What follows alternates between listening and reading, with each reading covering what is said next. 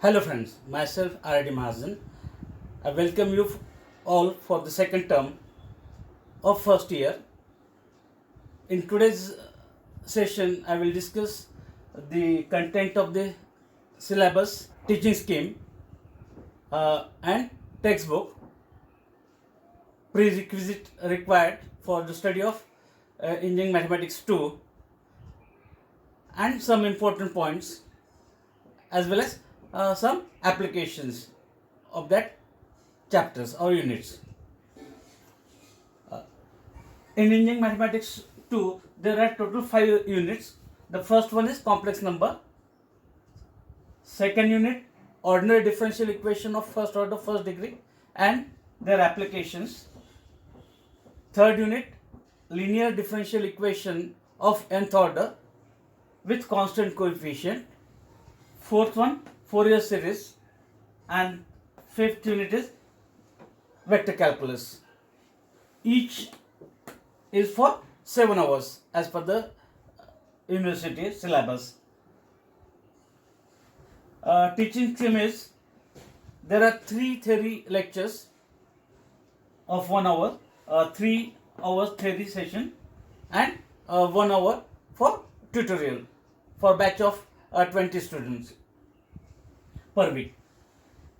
Then this exam or the marks, college assessment for 20 marks. There are 2 parts in that college assessment, CA1 and CA2. CA1 for 10 marks, CA2 for 10 marks. Mid-sem exam for 20 marks and end-sem exam for 60 marks, total 100 marks for this subject. Then the books, textbooks.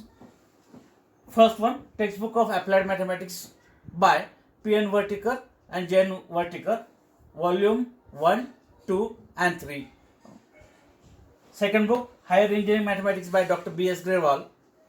Third book, Advanced Engineering Mathematics by H.K. Das. At least refer one book out of these 3 for the. In complex number,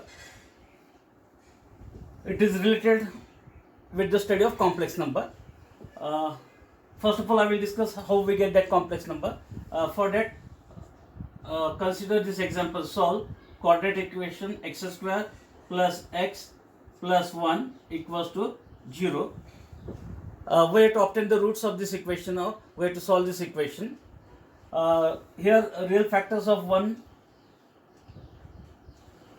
are not possible. Therefore, we try to find out the roots by the formula minus b plus minus root of b square minus 4ac by 2a, and then substituting the values. Here b is 1, therefore minus 1 plus minus root of b square is here 1 square, 1 minus 4, a is 1, c is 1 and divided by 2a, a is 1, therefore it is 2. And therefore simplifying it, we get minus 1 plus minus 1 minus 4, we get root of minus 3 by 2, and therefore we get minus 1 by 2 plus minus root of 3 and square root of minus 1 is I and divided by 2. And therefore this type of number is called as a complex number. Its general form is x is equals to x plus iy, where both x and y are real number, where x is called as a real part of that complex number and y is called as imaginary part of that complex number. Then its conjugate, we are denoting it by z bar as x minus iy. And to represent this complex number in figure, we take the help of that Cartesian coordinate system.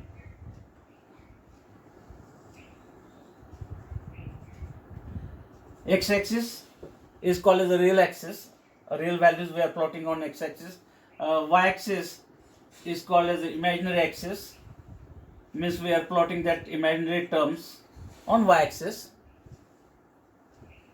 Suppose that point P with the coordinate xy, then vector OA whose magnitude is x, that is the real part of this complex number. On y-axis we take the imaginary part or line parallel to y-axis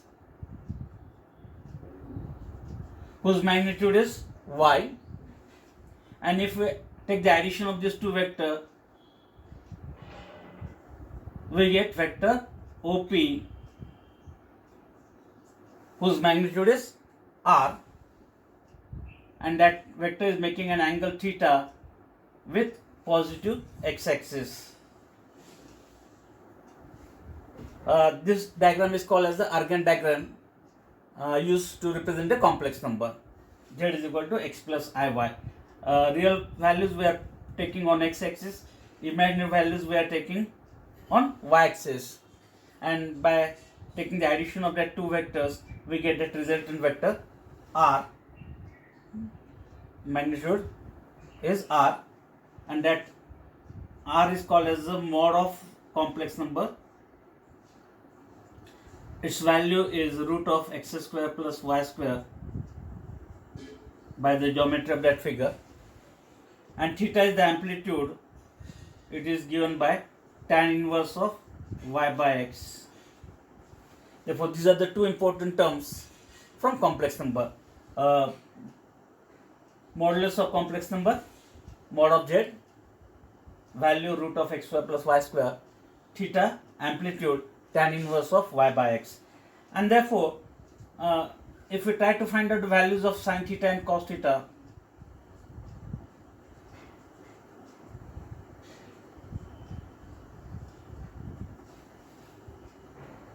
sin theta is opposite side divided by hypotenuse, and cos theta is adjacent side divided by hypotenuse, and therefore we get x is equals to r cos theta and y is equals to r sin theta.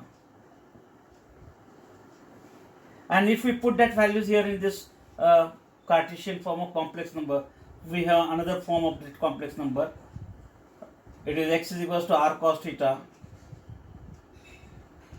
plus I times y is r sin theta,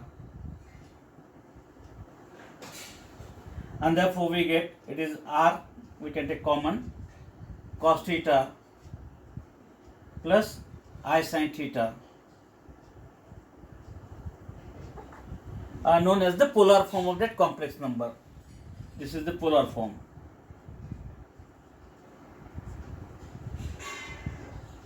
Polar form is in terms of polar coordinates r and theta. Therefore, this is the polar form, and this is the important properties of complex number. If Z1 is x1 plus iy1 as the first complex number, and second complex number Z2 as x2 plus iy2 with the second complex number, then first Z1 is equals to Z2. If these two complex numbers are equal, then we have real part of first equals to real part of second, and imaginary part of first is equals to imaginary part of second.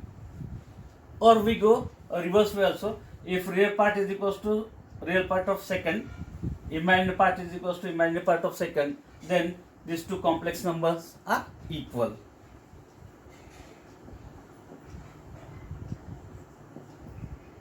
Addition of that two complex number is by adding that two complex number, we get x1 plus iy1 plus second complex number x2 plus iy2. It is nothing but the addition of the real part, that is x1 plus x2 plus I times addition of imaginary part y1 and y2. or if we want to have the subtraction of this two complex number z1 minus z2, it is x1 minus x2 plus I times y1 minus y2. Then third, multiplication of that two complex number z1 into z2. First complex number is x1 plus I y1. It is multiplied by second complex number x2 plus I y2, and multiplication by performing term by term multiplication, we get x1 x2 I y1 into I y2, it becomes I square. The value of I square is minus, therefore minus y1 y2. These two terms as a real part plus I times imaginary part is y1 x2 and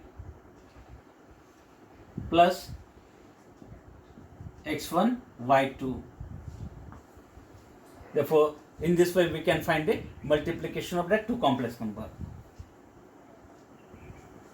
Then division of that two complex number z1 by z2, it is first complex number x1 plus I y1 divided by second complex number x2 plus I y2. And whenever we have to perform the division of two complex number, we have to rationalize it, means multiplying and dividing by the conjugate of this. Its conjugate is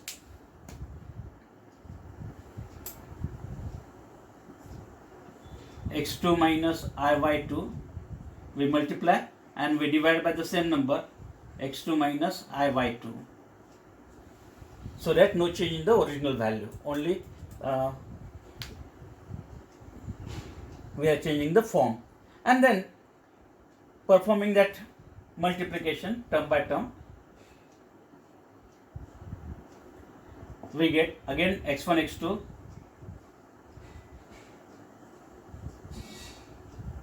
minus I y1 I y2, I square is minus, that minus and this minus, it becomes plus y1 y2 plus I times imaginary terms x1 y2 with minus sign, therefore minus x1 y2, and I y1 into x2 means it is y1 into x2, a real term, imaginary term, divided by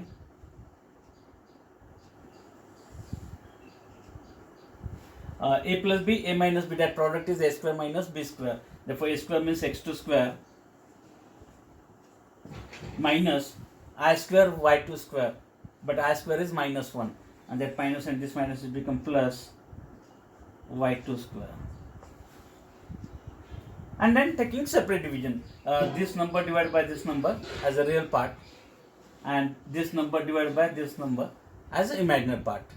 Therefore, like this we can perform the arithmetic using two complex number: addition, subtraction, multiplication, and applications of complex number in the study of signal processing, control theory, electromagnetism, fluid dynamics, and as well as quantum mechanics. Therefore, these are the fields where that complex number is used. Ordinary differential equation of first order, first degree, and its application. First of all, we try to see what is by differential equation. Any equation containing differential coefficient or the term of derivative is called as a differential equation. For example, if I write dy by dx is equals to y by x, this is called as differential equation as it contains the term of dy by dx or differential coefficient dy by dx. It is of first order, first degree. Order means the highest order derivative occurring in it is called the order of that differential equation. Here only one term of derivative whose order is 1, therefore it is first order, and the index or the power of that highest order derivative is called as the degree of that differential equation. That must be free from fraction and radical. Here the degree is 1, as the power of that dy by dx is 1. Therefore, this is the first order, first degree. Ordinary means if we have a function of only one variable, only one independent variable, whatever the derivative we are obtaining is called as ordinary derivative. And second type of derivative is if we have function of two or more than two independent variables, then the derivative obtained with respect to that independent variable, dou z by dou x or dou z by dou y, keeping second variable as a constant variable. That type of derivative is called as partial derivative. Therefore, equation containing partial derivative is called as partial differential equation, and equation containing ordinary type of derivative is called as ordinary differential equation. We have to solve this differential equation. Therefore, in 11th and 12th, all of you have studied the variable separable technique. Therefore, we check whether is it possible to separate the variables. Separation of variable means, can we take the term of x dx on one side and the term of y dy on the other side. Here we can separate it, separating the variables. The first most technique to find the solution of differential equation. Therefore, I am taking this y on left hand side and dx on right hand side. We get dy by y is equals to dx by x. This is called as separation of variable. After separation, we have to integrate it on both sides. Therefore, integrating this with respect to y, we get log y as the integration. Integration of 1 by x is log x. As both terms are in log, we take constant in terms of log. And then transferring this on left, we get log y minus log x is equals to log c. Then log a minus log b is log of a by b. Therefore, it is log of y by x is equals to log c. We can cancel log on both sides. We get y by x is equals to c as the solution. We can define that term solution means it is the relation between y and x with some arbitrary constant c. But it is not necessary that always we have x and y used in that equation. Therefore, we are finding derivative of y with respect to x means y becomes dependent variable and x becomes the independent variable. Therefore, it is the relation between dependent variable and independent variable with some arbitrary constant c. Then that type of equation is called as the solution of given differential equation. Therefore, the separation of variable is the technique used to find the solution. Then the second term is the general solution. Here the order of that differential equation is 1 and the number of constant in that solution is 1. If the number of arbitrary constant is equals to the order of that differential equation, then that solution is called as general solution. Therefore, whatever the solution I have obtained is a general solution. Then, next type of solution is a particular solution. We want some particular value to that arbitrary constant, and that is possible using some initial condition. Means along with this given differential equation, if such type of condition is provided, y of 1 is equals to 1, suppose. This type of condition is called as initial condition. What is the meaning of this condition? When x is 1, we get y equals to 1. Therefore, using that here in this equation 1, we get y as 1, x as 1, then we get c is equals to 1. The value of that arbitrary constant is 1. And if we substitute that value here in this equation, whatever the solution we have, it is y by x is equals to 1. This solution is called as the particular solution.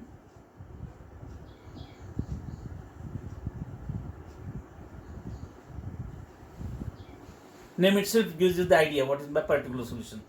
We are finding some particular value to that arbitrary constant using the given initial condition. Then that solution becomes a particular solution. Therefore, remember these important terms. The first one, what is by differential equation. Second, order of differential equation. Third, degree of differential equation. Fourth, solution of differential equation. Fifth, general solution. And last one, particular solution. In 11th and 12th, all of you have studied three techniques. The first one is variable separable. Second one, homogeneous differential equation. And third, non-homogeneous differential equation.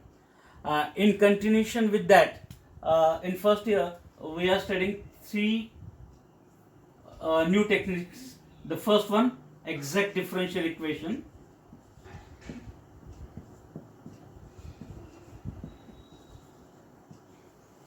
Second one, linear differential equation.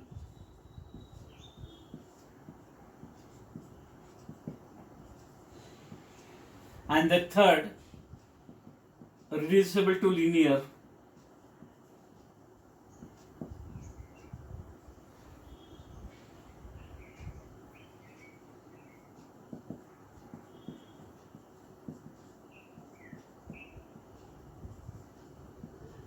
Linear differential equation.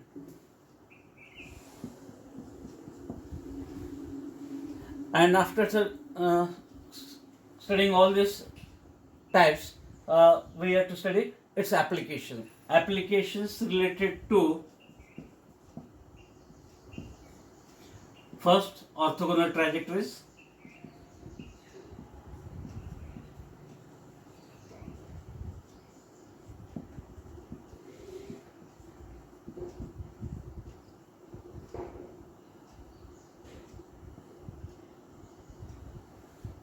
Second, application to electrical circuits.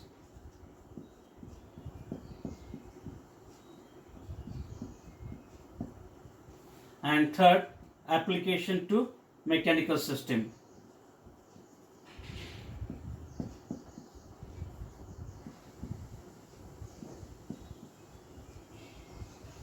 Therefore, these are the three important applications we have to study in this second unit, ordinary differential equation. Third unit, linear differential equation of nth order with constant coefficient. In second unit, we are studying linear differential equation as one of the technique. With the help of this general form, I try to explain what is by linear differential equation. Dy by dx plus py equals to q, capital P and capital Q. Here y is a dependent variable and x is independent variable. If we try to see the degree of y, here the degree of y is 1 and degree of the differential coefficient is also 1. If degree of dependent variable and its differential coefficient is with degree 1,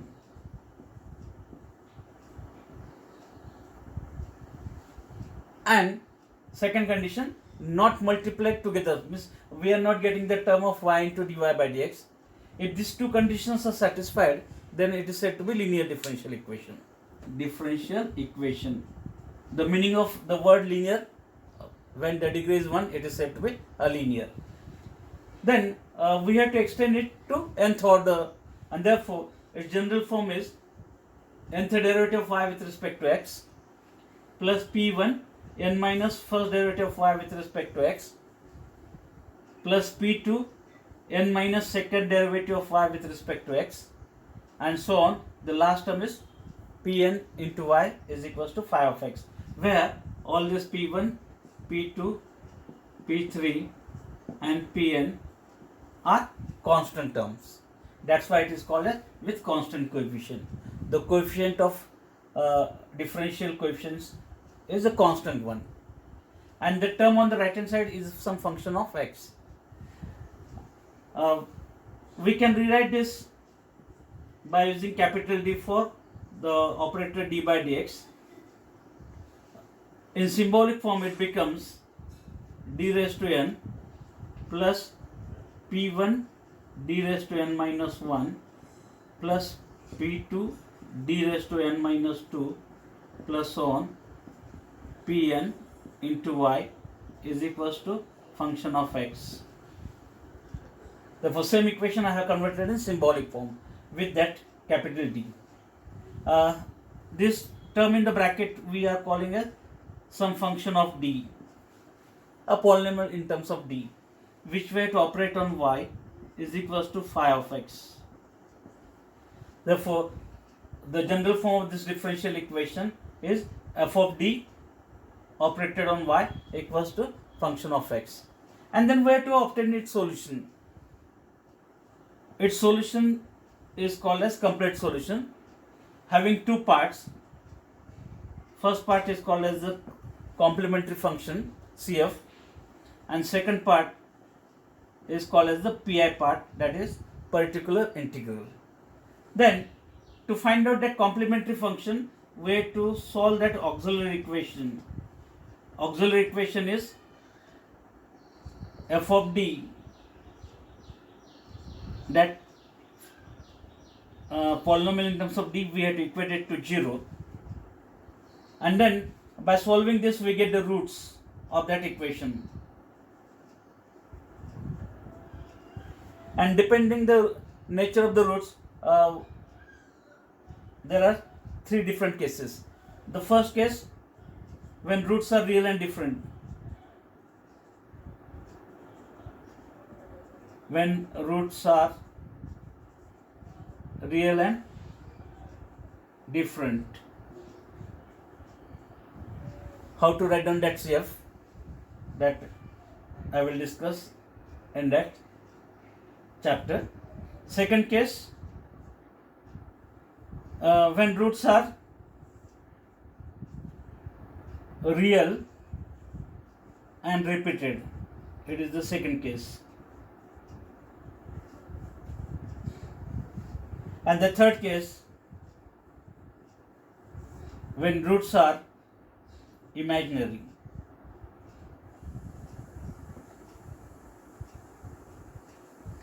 Therefore, I will discuss these three different types for CF. When roots are real and different, when roots are real and repeated, and third, when roots are. Then particular integral, second part of that solution, is obtained by inverse operator technique. 1 upon f of d, which we have to operate on the term on the right hand side, phi of x. And there are three different methods. The first one is the shortcut method, second one is the general method, and the third method of variation of parameter to find the solution. In shortcut method there are 6 different cases. The first one, when phi of x is in the form of e raised to x. Second case, when the function phi of x is in the form of sin ax plus b or cos of ax plus b. Third, when that function phi of x is in the form of sin hyperbolic ax plus b or cos hyperbolic ax plus b. Fourth one, when that phi of x is in the form of x raised to m. Fifth case, when phi of x is in the form of e raised to ax into v. And the last case, phi of x is in the form of x into v, capital V, where v is any function of x. Therefore, I will discuss all these 6 different cases for finding the particular integral by shortcut. By solving that differential equation, sometimes all these shortcut methods are not applicable or useful. In that case, we have to obtain the solution by general method or by method of variation of parameter. Method of variation of parameter.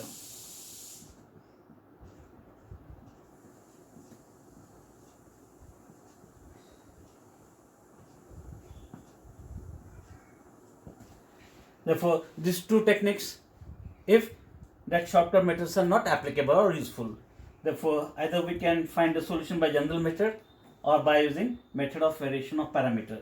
Therefore, these 2 techniques to find particular integral. 4th unit, Fourier series. It is defined as Fourier series is the systematic method to express single valued real function in a trigonometric series of sine and cosine. Then that type of series is called as a Fourier series. Here the function which is called as single valued real function, suppose that is f of x, and if we want to convert into a series of sine and cosine, that is possible using this Fourier series.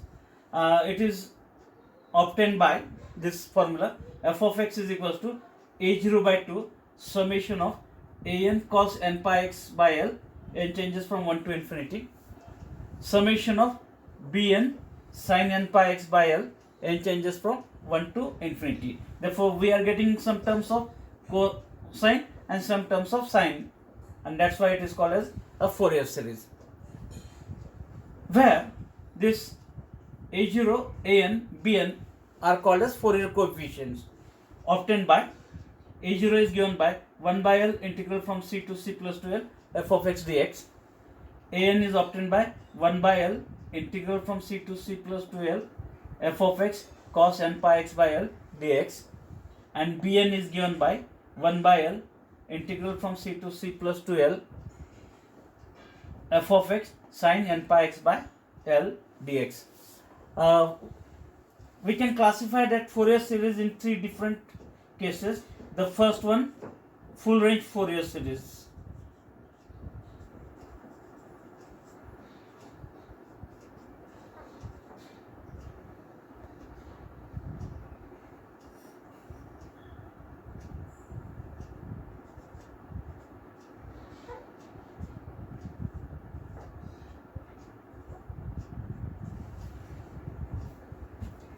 Second, Fourier series for even and odd function.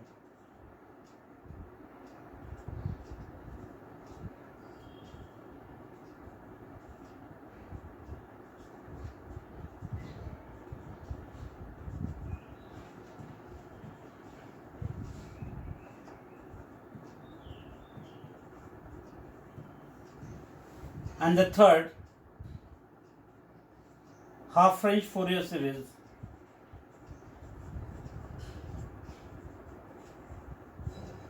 Half range Fourier series.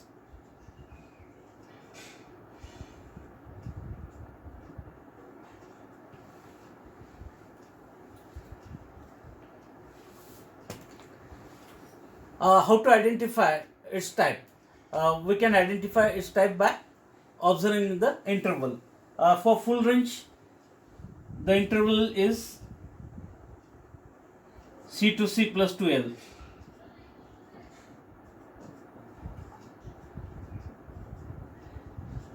X lies between these 2 values, c to c plus 2l. Therefore, 2l is the total length of that interval. That type of interval is called as full interval, and therefore the series is called as a full range Fourier series. For even and odd function, the range is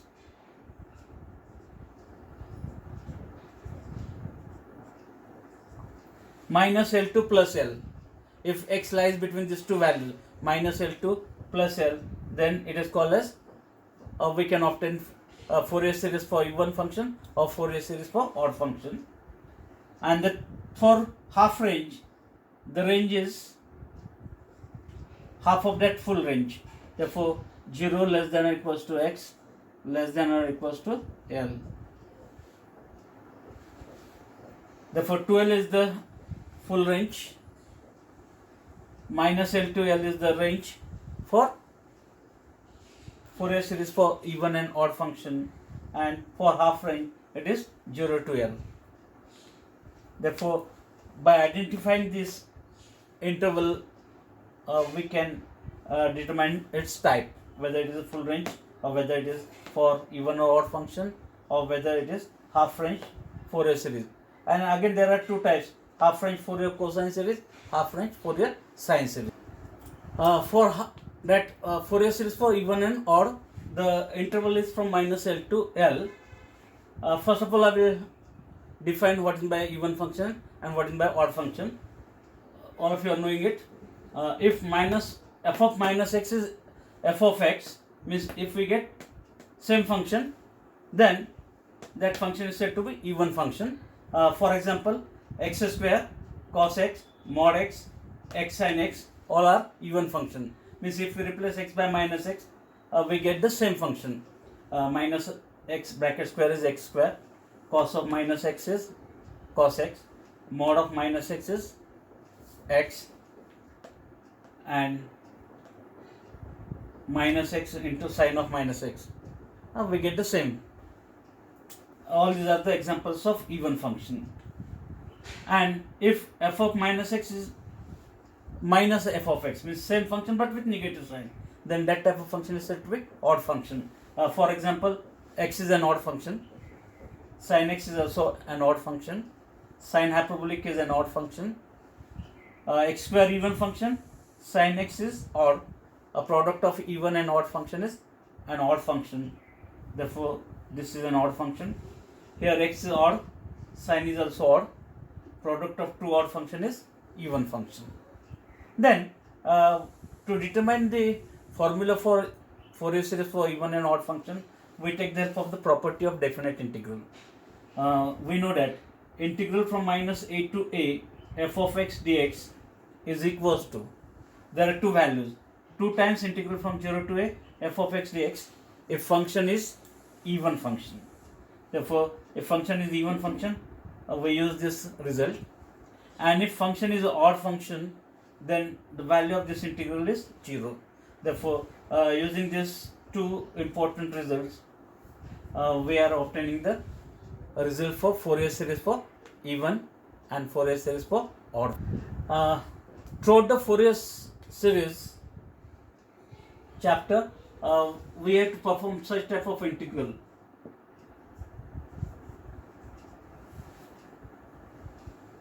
That is product of two functions of x and its integration with respect to x. The technique whatever you have studied in 12th is by parts.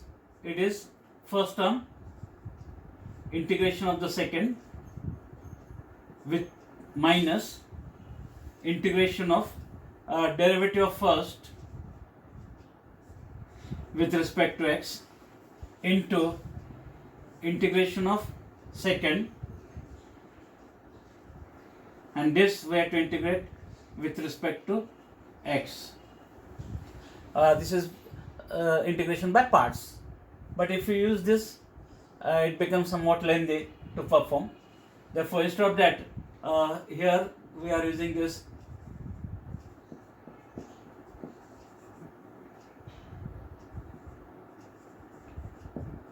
integration by generalized parts. Result is integration of uv with respect to x. First term u, integration of the second, v1 stands for the integration of second, minus derivative of first, next integration of v2 suppose, plus next derivative of it, u double dash, next integration of v, and so on. Terms alternately positive, negative, whereas suffix stands for integration.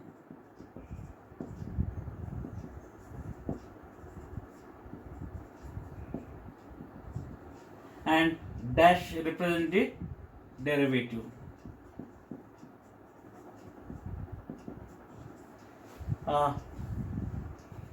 Why it is important for Fourier series?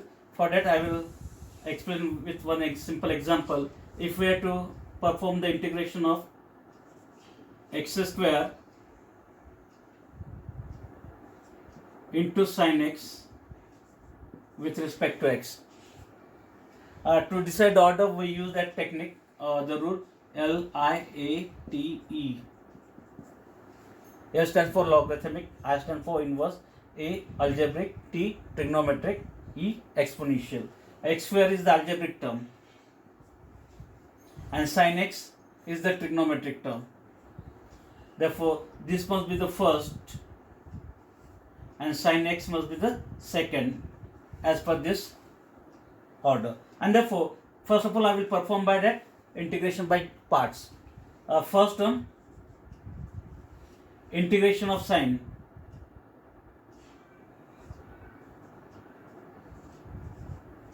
minus integration of derivative of first into integration of second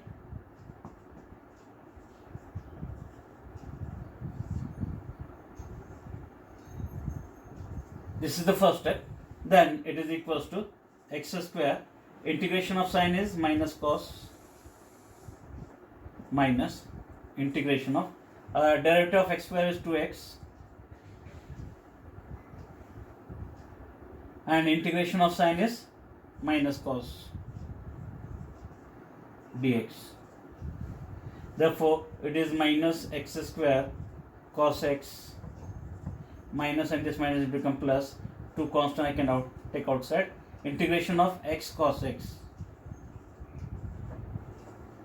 Again a product of two terms, therefore we have to apply once again by parts, therefore plus 2 times x algebraic cos trigonometric, therefore the same order, first term x, integration of cos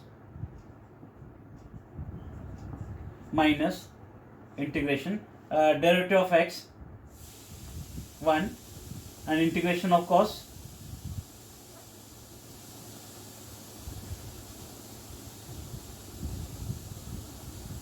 first term as it is, this minus x square cos x. Therefore, minus x square cos x plus 2 times x sin x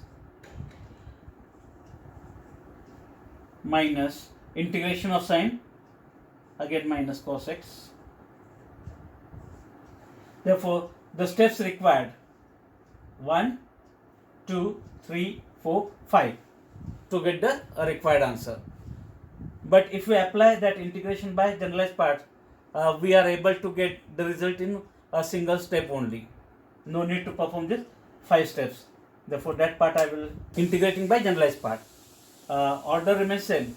X square first term, sin x as a second term, and therefore, as for this result, u means first term x square, v1 integration of the second term, integration of sin is minus cos, then minus derivative of the first u dash, therefore derivative of x square is 2x, and next integration of this term, therefore I will keep that minus sign as it is. Integration of cos x is sin x, then plus derivative of 2x, next derivative is 2, next integration of it, that minus, and integration of sin is again minus cos x, that minus and this minus will become plus cos x, then minus derivative of this 2 0, and therefore as we get here 0 we stop here, and therefore the answer is minus x square cos x, minus minus it becomes plus 2x sin x and plus 2 cos x. We get the same answer whatever I have obtained by parts. Therefore we are not using that integration by parts, we are using integration by generalized part throughout this Fourier series. Therefore remember this important result or the technique to perform the integration. Then we have to obtain the value of such type of product of two trigonometric term. It is 2 sin A cos B.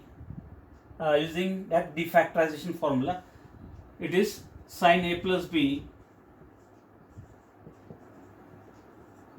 plus sin A minus B. First result.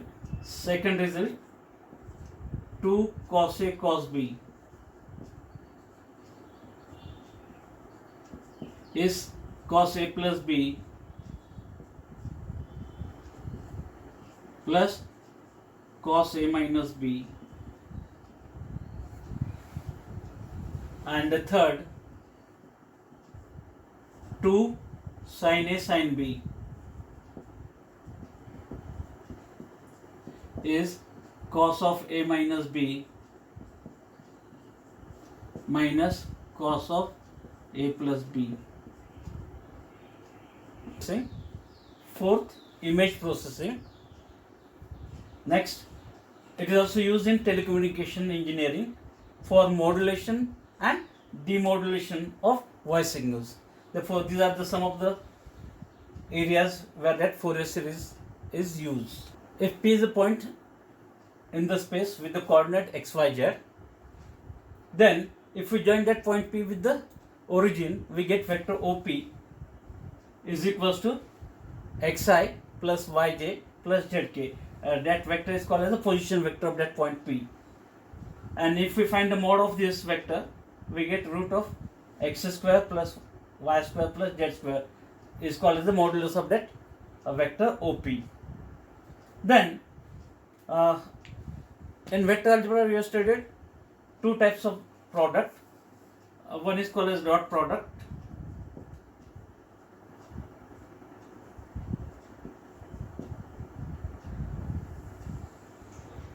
and second is called as a cross product.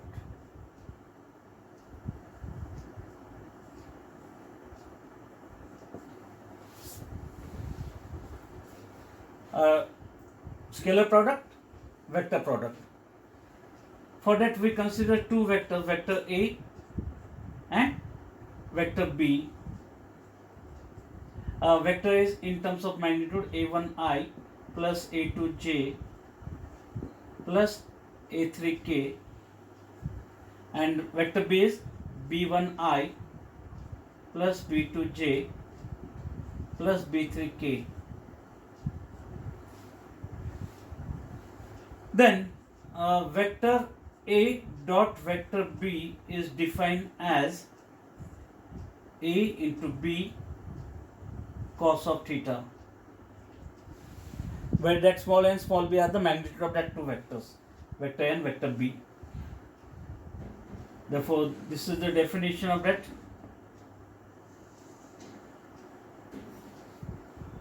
dot product. Vector A cross vector B is defined as A B sin theta into n cap, where n cap is the unit vector along the normal to these two vectors, vector A and vector B, and theta is the angle between the two vectors. Then, or if it is defined in terms of component, that vector A dot vector B is given as A1 B1 plus A2 B2 plus A3 B3. By taking a product of this component and then sum of it, we get that dot product. And for that cross product, vector A cross vector B, if it is expressed in terms of component, is obtained by this determinant I, J, K, A1, A2, A3, B1, B2, B3. If you find the value of this determinant, whatever that value we are getting is the value of that cross product of vector A cross vector B. Then the properties. Vector I dot vector I. Here angle between the same two vectors is 0, cos 0 is 1, and therefore we get that product as 1. The same case for J dot J, we get J dot J is also 1, and K dot K, we get that value as 1. Therefore this is the first property. Second property, I dot J. Here the angle between that two vectors is 90 degree, cos 90 is 0, and therefore we get 0. The same case for J dot K, or it is K dot I. All values are equals to 0. The third property,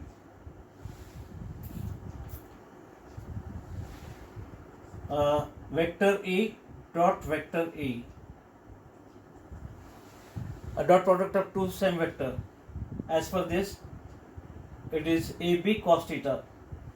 Theta is here 0, cos 0 is 1, and therefore we get that product as A square, magnitude square. And the fourth last one, if vector A is perpendicular to vector B, then we get dot product of that two vector as 0. Or we can go reverse way also. If dot product of that two vector is 0, then that two vectors are perpendicular to each other. Therefore these are the important properties from that dot product. For cross product, the first property, I cross I. Angle is here 0, sin 0 is 0, therefore we get that value as 0. The same case for J cross J, and same case for K cross K.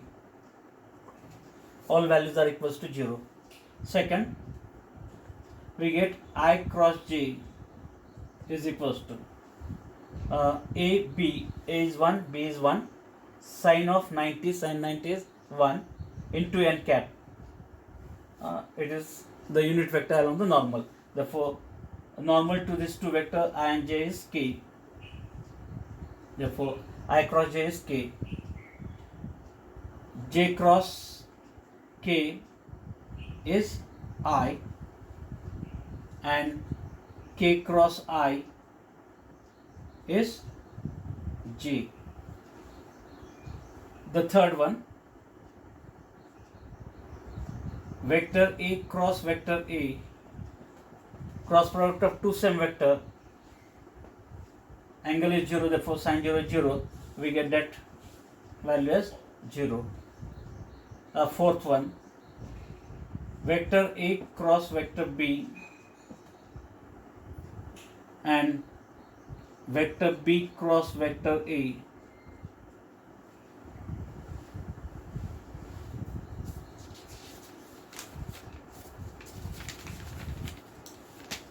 are same but with a negative sign. Means here the order is very important while performing the cross product. If you change the order, sign changes.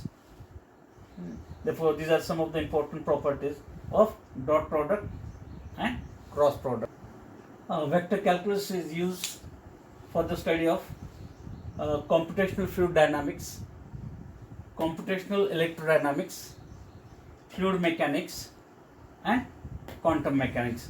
Therefore, these are the fields where vector calculus is useful.